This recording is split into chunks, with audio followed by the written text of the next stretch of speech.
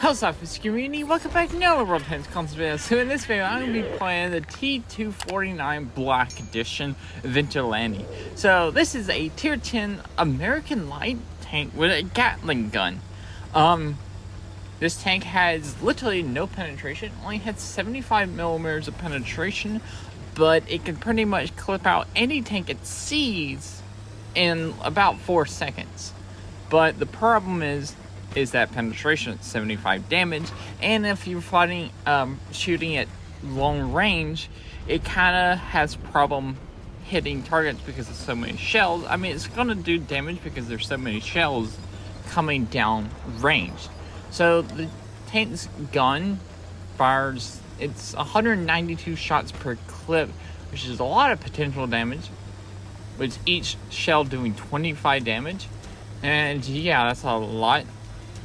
And so lightly armored tanks are very scared of this tank, and eventually you can tear them up, like this Panzerjäger right here. Hello Panzerjäger, goodbye Panzerjäger.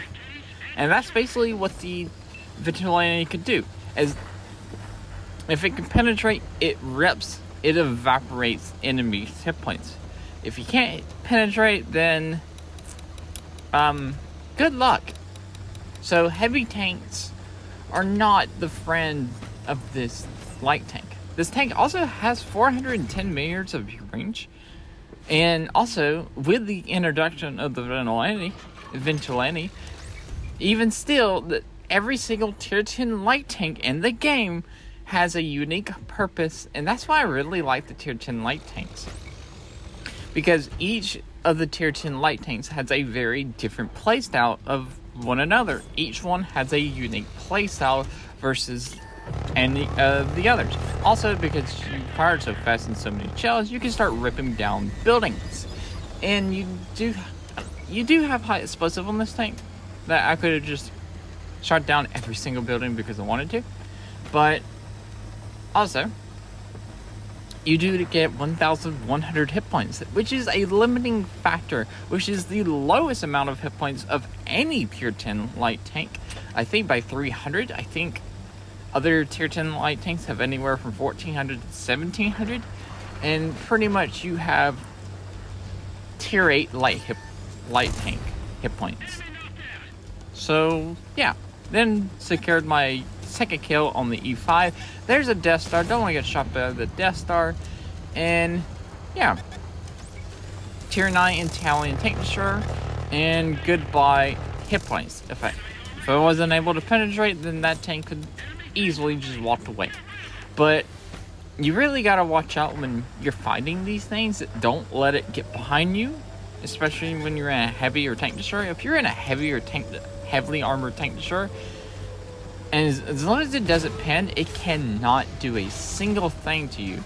You're perfectly fine. And the best way to catch these things out is when it's under its 20...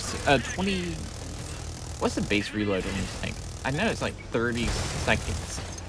Also, its gun depression is actually kind of limiting over the front. You get less gun depression over the front than over the sides, as you can see right there when I was fighting the Vanguard.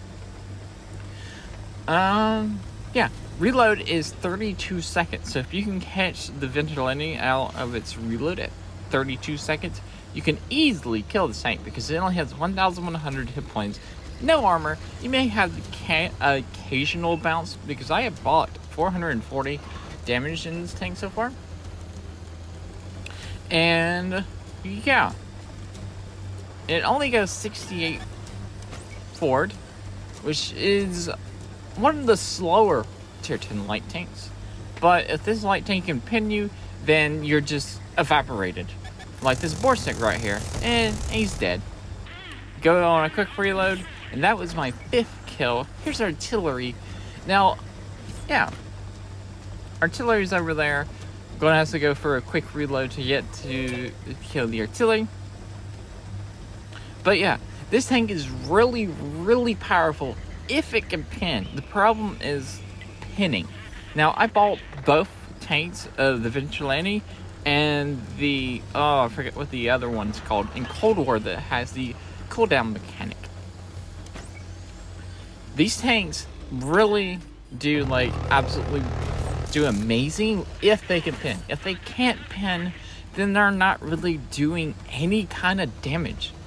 I've been only shooting at lightly armored tanks. This is one of the best matches I've had in the Vigilante. The other matches, I kind of do maybe max of 2,000 damage and die. Or I get caught out. I go to a wrong spot, get caught out in the open. Or there's another light tank. Or I get shot by a tank destroyer. And I just lose all my hit points really, really fast.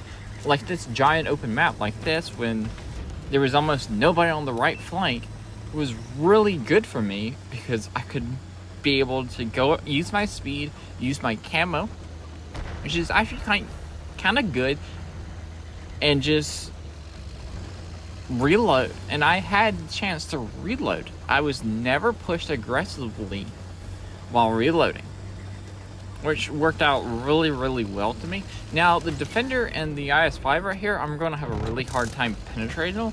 But luckily for me, I can actually see their upper deck, so I can start hitting the shots here on the IS-5.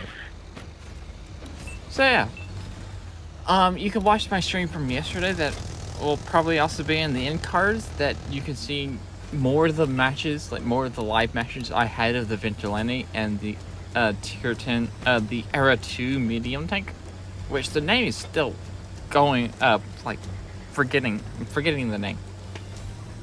Anyway, I've got 7 kills. This was a really, really good match. I've done 7,000 damage, and I'm really happy about this match. It's really fun.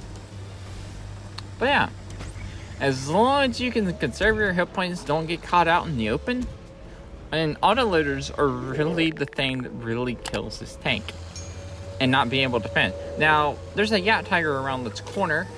I can't pin this Yak Tiger. Now I'm going to shoot where I think I can pin. I can't. And now I just got to run away. But there's a 50-41 that's going to clip me out. And this is what happens when you get caught out in the open by an autoloader. Even though I was almost full health, 2 shots is all it took because of the 1,100 hit points.